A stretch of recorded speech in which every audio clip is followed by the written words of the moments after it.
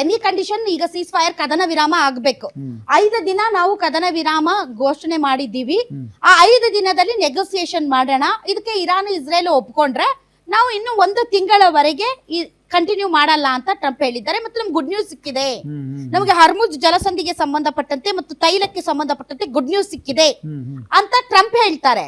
ಆದ್ರೆ ಇರಾನ್ ಮಾತ್ರ ಅದನ್ನ ಡಿನೈ ಮಾಡ್ತಾನೆ ಬರ್ತಾ ಇದೆ. ನಾವು ನೆಗೋಸಿಯೇಷನ್ ಅಲ್ಲೇ ಇಲ್ಲ, ನಾವು ಮಾತುಕತೆಯನ್ನೇ ನಡೆಸ್ತಾ ಇಲ್ಲ. ಆಮೇಲೆ ನೀವ್ ಹೇಳೋರ್ ಜೊತೆ ನಾವು ಮಾತುಕತೆ ನಡೆಸಲ್ಲ, ನಾವ್ ಯಾರು ಹೇಳ್ತೀವಿ ಅವ್ರ ಜೊತೆಗೆ ಮಾತ್ರ ನಾವು ಮಾತುಕತೆ ನಡೆಸ್ತೀವಿ ಅಂತ ಇರಾನ್ ಹೇಳ್ತಾ ಇದೆ. ಹೆಂಗಾಗ್ತಾ ಇದೆ ಅಂದ್ರೆ ಇವರು ಅಮೆರಿಕದವರು ಆಫರ್ ಮೇಲೆ ಆಫರ್ ಗಳನ್ನ ಇಡ್ತಾ ಇದ್ದಾರೆ.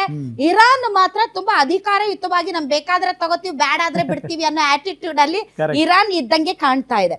ಸೊ ಏನು ಷರತ್ತುಗಳನ್ನ ಅಥವಾ ಏನು ಸೂತ್ರಗಳನ್ನ ಪಾಕಿಸ್ತಾನದ ಮೂಲಕ ಡೊನಾಲ್ಡ್ ಟ್ರಂಪ್ ಅಥವಾ ಅಮೆರಿಕ ಕಳುಹಿಸಿದೆ, ಏನ್ ಕಳುಹಿಸಿದೆ, ಏನವು 11 ಪಾಯಿಂಟ್ಸ್ ಅಂತಂದ್ರೆ, ನಂಬರ್ 1, ಇರಾನ್ ಹತ್ತಿರ ಈಗ ಏನು ನ್ಯೂಕ್ಲಿಯರ್ ಕೆಪಬಿಲಿಟೀಸ್ ಇದಾವೆ ಅವುಗಳನ್ನ ಪೂರ್ತಿಯಾಗಿ ಡಿಸ್ಮೆಂಟಲ್ ಮಾಡಬೇಕು.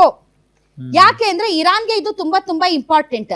ಇಡೀ ಪ್ರಪಂಚದಲ್ಲಿ ಇಸ್ರೇಲ್ಗೆ ಇರುವಂತಹ ಏಕೈಕ ವಿರೋಧಿ ಅಥವಾ ಇಸ್ರೇಲ್ ಅನ್ನ ಸಂಪೂರ್ಣ ನಾಶ ಮಾಡೋದಕ್ಕೆ ತುದಿಗಾಲಲ್ಲಿ ನಿಂತಿರುವಂತಹ ದೇಶ ಅಂದ್ರೆ ಅದು ಇರಾನ್.